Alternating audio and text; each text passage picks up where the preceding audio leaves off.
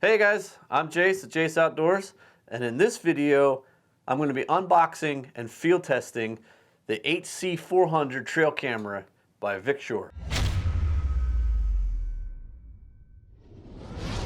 The Victure HC400 is an ultra-wide trail camera with a detection angle of 130 degrees that takes 20 megapixel photos and 1080 video with audio at 15 frames per second.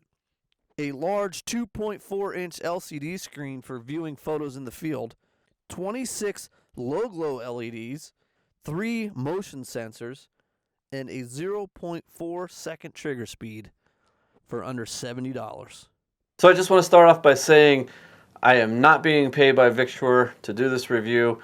They reached out to me to review their cameras, and I told them it's going to be an honest, fair review. So jumping into this HC400 trail camera,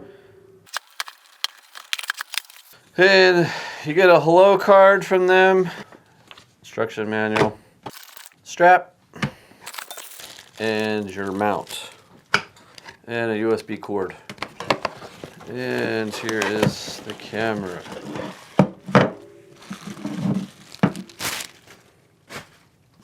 So this camera has sensors that kind of angle off to the side, so it's a 130 degree detection view. I'll have to double check on how wide the lens is on this one, but this is pretty interesting.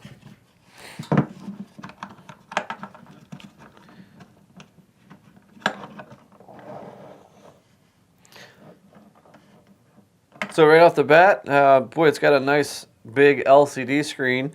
It's a little unfortunate that it's not on the inside. I really like it when it's here, so that when you mount it on the tree, you basically can see what you're looking at. So this one, when you open it up, you're going to be looking at the back side of the tree.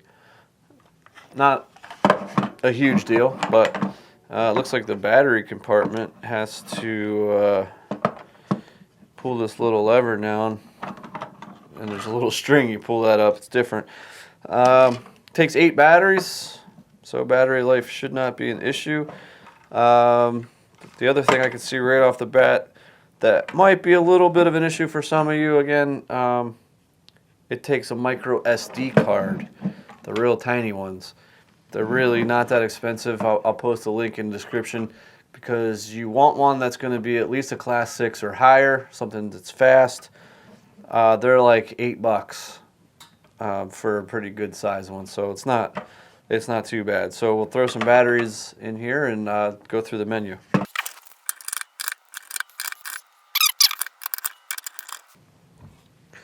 It's yelling at me that there's no card in there, so we're going to turn that off.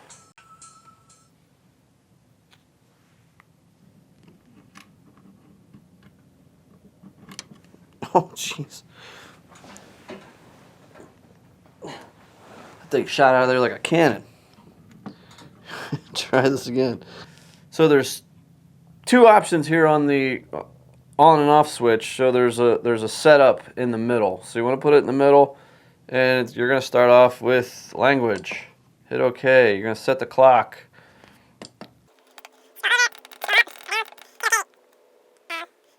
But format it. Always want to format a brand new card. Hit yes. And that's your initial setup. It's just the time and the date. Let's go in here and look and see what we got. Hit menu. You got your mode. Hit OK. Photo, video, camera, and video. We're going to leave it at camera for now. Photo size, it defaults to 5 megapixel. This one goes all the way up to 20. Put it at 20. Video size, when I run video, I want 1080p. Number of pictures, you can do 1, 2, or 3. We're going to keep it at 1.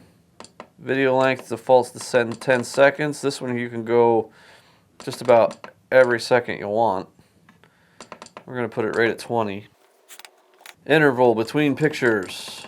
This, again, you can set just about any second you want. That's pretty cool. All the way down to 5 seconds is the fastest.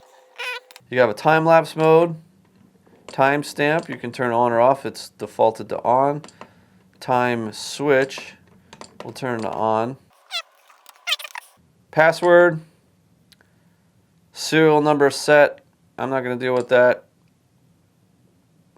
So you have the side PIR sensors. We're going to leave that on. It's interesting that you can turn those off. I have no idea how that works just yet. As soon as we get this on a tree, we'll figure that out. Sensitivity is at high. I'm just going to put it on medium. Language is okay. Format we already did. And we are back to set the clock. Default set. Auto power off, 5 minutes. We're going to put that on 3 minutes. Beep sound, I always turn that off. Volume record, volume play, we're going to leave it, and system. So now we're back to the beginning. Yeah, and that's pretty much it. So once you're back here at the menu, as if once you put this on a tree, you can switch your modes pretty easily between photos and video. Yep, just photos and video. Replay, because once the photo actually is taken, then you can scroll, hit replay, and then scroll through them. Shot, I think if you... So you can kind of test to see what you have. Hit replay and that photo should be there. Oh, I'm recording video. So that's pretty easy to set up. Not a whole lot to it. I'm curious to see how the sensors work. And then all you do is flip it to on, and you're ready to rock. Just make sure you pull off the plastic sticker things over the sensors. But I'll get it out on a tree and we'll see how it does.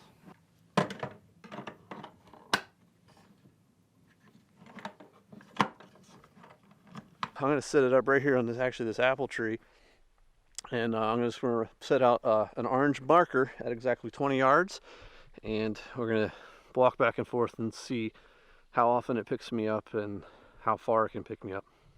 I proceeded to make my way out towards the orange marker, where I then walked back and forth, making my way back towards the camera. The camera picked me up every time I walked by, but surprisingly in the middle of the frame most of the time. When running across the camera, it still picked me up just about dead center. Walking towards the camera, however, the camera did not pick me up until I was only about 8 yards away. I made several passes beyond the orange marker, and it never picked me up at all. The illumination of the night photos falls pretty short, and it's hard to tell what's beyond that. I switched it to video mode and made several passes. The camera did not start recording until I was about halfway through the frame. Deer tracks right here.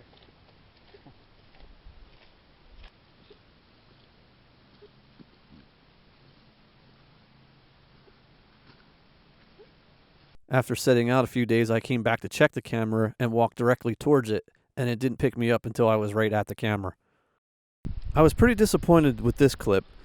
Clearly the turkeys have already made it through the frame before it started recording. With the turkeys spread that far apart, I would have thought with a 5-second interval that I would ended up with more videos. This was the only clip that I got. So my final thoughts on the HC400. It's okay. You know, it's I think if you use it the way I did over a food plot, it's fine. You know, it has a nice wide field of view, so you're covering a lot of ground. The motion sensor did not reach out past the 20-yard mark.